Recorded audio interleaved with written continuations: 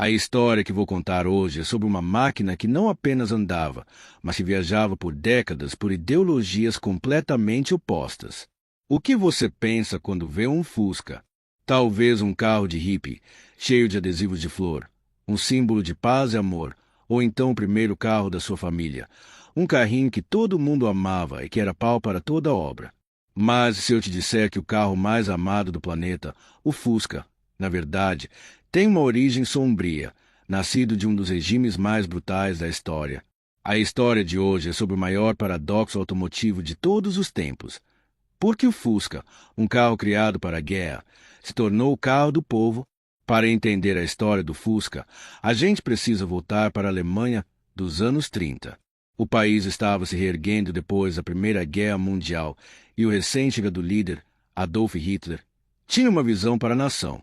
A Alemanha precisava ser uma potência industrial e cada família alemã merecia ter um carro. Naquela época, carros eram um luxo para os ricos. Hitler, então, deu uma ordem a um engenheiro genial, um cara chamado Ferdinand Porsche. Crie um carro para o povo. Um carro simples, barato, que qualquer família possa ter. Um Volkswagen. A ideia era brilhante, mas a execução era, digamos, controversa. Hitler financiou o projeto com dinheiro do Estado e a fábrica onde o carro seria construído, na cidade de Wolfsburg, foi erguida com trabalho forçado durante a guerra. O carro, que seria vendido através de um sistema de poupança forçada, recebeu um nome um tanto sinistro: Kraftdurchfreude-Wagen, carro da força através da alegria, ou KDF-Wagen. Felizmente, esse nome não pegou. Ferdinand Porsche, apesar do contexto, era um engenheiro genial. Ele criou um carro com uma plataforma simples e robusta, com um motor refrigerado a ar na traseira. A ideia era que o carro fosse fácil de manter e que fosse durável. Era um carro que parecia um besouro, daí o apelido Beetle, besouro em inglês, que ele ganharia depois. O carro era feio, mas era honesto. O problema é que, durante a Segunda Guerra Mundial, a fábrica de Wolfsburg parou de fazer carros para o povo e começou a produzir veículos militares. A guerra acabou. A Alemanha estava em ruínas e a fábrica de Wolfsburg, que foi bombardeada, ficou sob o controle dos aliados. Ninguém sabia o que fazer com a fábrica. Foi quando um oficial britânico, o Major Ivan Hirsch, chegou ao local. Ele não era um entusiasta de carros, mas era um pragmatista. Ele olhou para o KDF-Wagen, o besouro feio, e pensou: esse carro pode não ser bonito, mas é simples, é robusto e é o que precisamos para reconstruir a Alemanha. Ele ignorou o conselho de outros oficiais, que queriam desmantelar a fábrica, e deu uma nova chance ao carro de Porsche. A produção do Fusca recomeçou. O carro não era um símbolo de um regime totalitário, mas um símbolo de esperança, de um país se reerguendo do zero. O Fusca se tornou o carro da reconstrução e logo se espalhou pela Europa.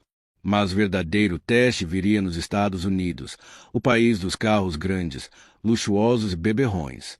O Fusca, com seu motor minúsculo e sua aparência de besouro, era o oposto do sonho americano. Foi quando uma agência de publicidade genial, a Doyle Dunn-Berbach, foi contratada para vender o Fusca nos Estados Unidos. A agência olhou para o carro e teve uma ideia que mudaria o marketing para sempre. Em vez de esconder os defeitos do Fusca, eles os abraçaram. A campanha Think Small, pense pequeno, fez com que os defeitos se tornassem qualidades.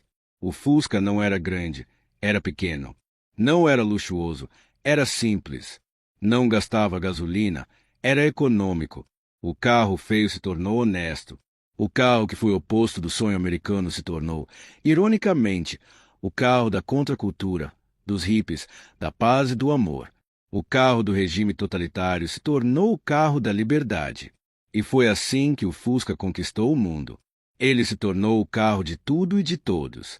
Ele participou de filmes, virou herói de histórias e se tornou o carro mais produzido da história. A produção do Fusca continuou. E o carro, que era considerado obsoleto já nos anos 70, continuou sendo vendido por sua confiabilidade e seu baixo custo.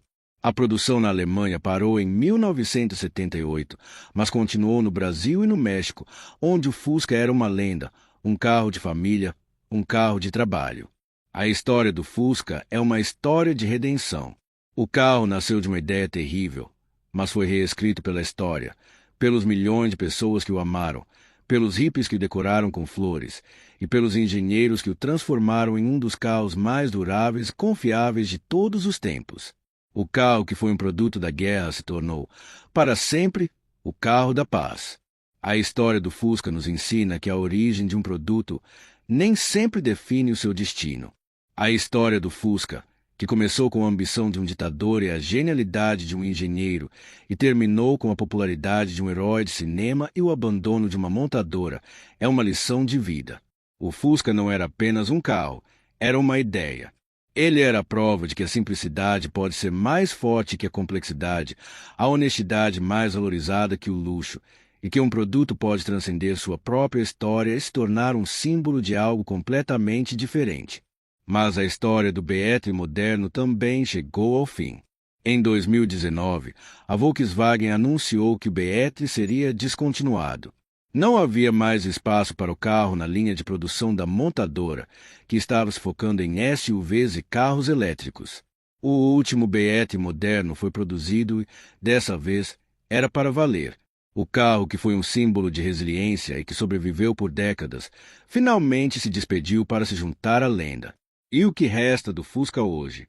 Restam as memórias, as histórias, os Fusquinhas que ainda rodam pelas ruas e a certeza de que um carro que foi criado para a guerra se tornou, para sempre, o carro da paz. E você, sabia da origem sombria do Fusca? Você acha que a história dele muda a sua visão sobre o carro? Deixe a sua opinião nos comentários.